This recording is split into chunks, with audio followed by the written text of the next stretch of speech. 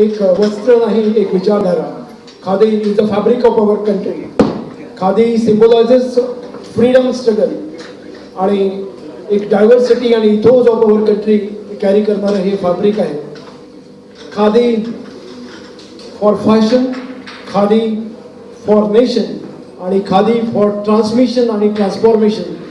मला वाटतं याची आज जे वर्कशॉप होत आहे या धर्तीवरच या कार्यशाळेचं जे आयोजन ज्यांनी केलं डॉक्टर CP कापसे सर यांच्या नेतृत्वामध्ये मला वाटतं की ट्रान्सफॉर्मेशन करायचं असेल, एक ब्रँडिंग करायचं असेल तर एका नव्या दमानी खादीने पुढे यायला पाहिजे.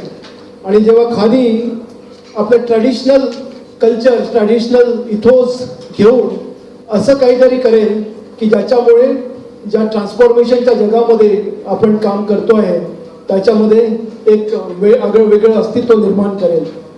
मला वाटतं की त्याची सुरुवात सरांच्या नेतृत्वामध्ये विभागीय कार्यालय नागपूरमध्ये आणि संपूर्ण विदर्भामध्ये आणि संपूर्ण महाराष्ट्रामध्ये सुरू झालेली आहे.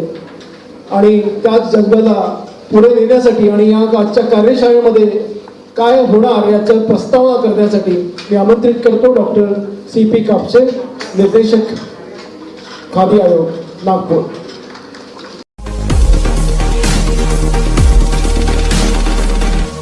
धन्यवाद हेडाव जी. अभी जो खादी का ग्रोथ है वो पिछले कुछ सालों से 6.65 से 133% तक के पहुंचा हुआ है. एक सब्सटेंशियल ग्रोथ खादी में दिख रही है. जो चरखा पिछले कुछ दिनों में बांटा गया था, एक स्टैटिस्टिक मैंने कल पढ़ा 175 चरखे बांटे गए थे, जो 31,000 चरखे ये 4 साल में बांटे गए. और साथ साथ में 6,000 लूम्स की सुविधा दी गई नए एंटरप्रेन्योर्स को.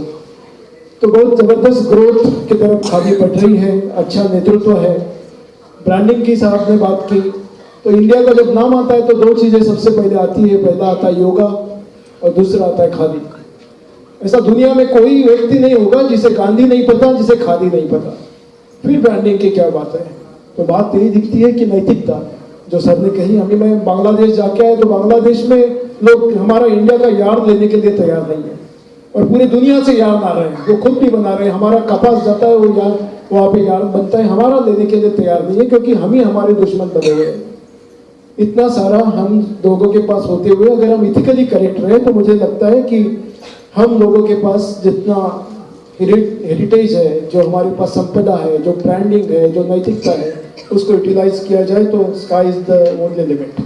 मैं आमंत्रित करूंगा आज के जो गेस्ट ऑफ ऑनर है कि Satish ji Doke, principal Mother Teresa college of social welfare में, कि वो 2 शब्द कहें.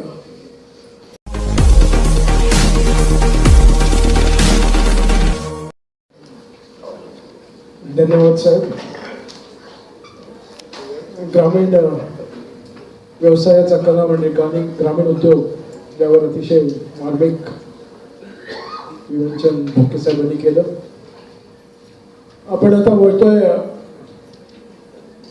मानव संसाधनाकडे. सगळ्यात मोठं संसाधन जे आहे मानव संसाधन आहे आणि त्याला मला वाटतं आजच्या कार्यक्रमाचे चीफ गेस्ट जे आहेत आदरणीय थोरात सर हे याला रिप्रेझेंट करतात. माझ्या समोर बसलेले आदरणीय कुलकर्णी साहेब आहेत, बापट मॅडम आहेत आणि बरेच लोक अकॅडमिशियन्स इथे मला दिसतात आहे. वांदे सर आहेत, गायकवाड सर आहेत.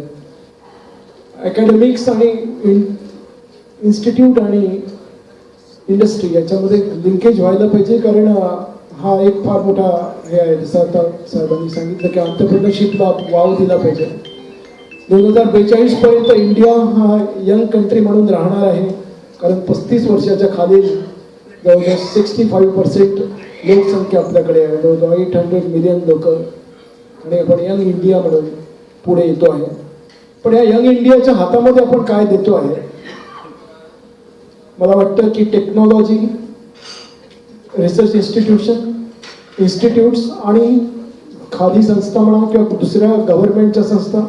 कधी कधी गव्हर्नमेंट म्हटलं की घाबरायला होतं. मला थोडंसं याच्यावर पण विवेचन करावं असं वाटेल की एवढे सगळे लायसन्सेस, एवढं सगळं एवढं सगळं स्टॅम्पिंग आणि एवढं सगळं तो घाबरून माणूस पळून जातो. म्हणतो की नाही नको मला. मला वाटतं आजच्या जे वक्ते आहेत त्यांनी याच्यावर पण थोडं व्यवस्थित थोडं सिम्प्लिफाय करायला पाहिजे की लोक थोडंसं अट्रॅक्ट व्हायला पाहिजे या सगळ्या याच्याकडे. नाहीतर त्या स्कीम्सच राहतील, त्या लोकांपर्यंत पेनिट्रेट होणार नाही.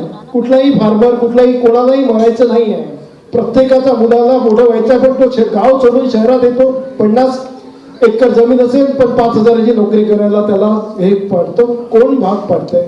मला वाटतं ही सिस्टम थोडी बहुत जर सिम्प्लिफाय केली तर सगळे लोक पुढे येतील. सगळ्यांनाच जगायचं आहे, सगळ्यांनाच मोठं व्हायचं आहे, कोणाला एका कम्युनिटीला अधिकार नाही बिझनेस करायचा, सगळ्यांनाच आहे. आणि महाराष्ट्रीयन पण उद्योजक म्हणून पुढे येतात आहे. पण त्याला धार करताना थोडंसं सिम्प्लिफाय करा. गव्हर्नमेंटनी पण याच्यामध्ये थोडासा विचार करायला पाहिजे आणि इन्स्टिट्यूशन्सच्या तर्फे पण मी आमंत्रित करतो खवराज साहेबांना की मुलांना या सगळ्या याच्यामध्ये संधी प्राप्त होतील आणि सगळे इंडस्ट्रीमध्ये जे रिप्रेझेंटेशन कापसे साहेबांच्या रूपाने खादी ग्रामोद्योगला मिळाला आहे त्यामध्ये पण आपण त्यांचा फायदा उचलूया. थँक्यू.